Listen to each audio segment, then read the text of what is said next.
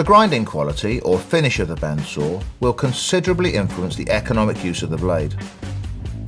Not only the sharpness of the tooth but also the finish of the complete gullet or tooth shape will also determine the life of the blade. EPS only wet grind our bandsaw blades to ensure we can optimise the consistency and accuracy of the blades.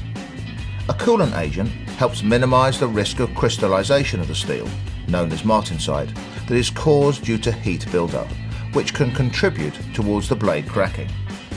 EPS use the Volmer automatic profile wet grinding machines to grind the complete profile of our bandsaws.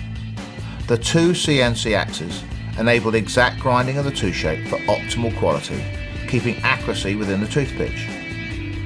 The machine holds up to 99 tooth shapes in its memory. Finally, we need to grind the sides of the teeth. This ensures a consistency of width or kerf across the tip.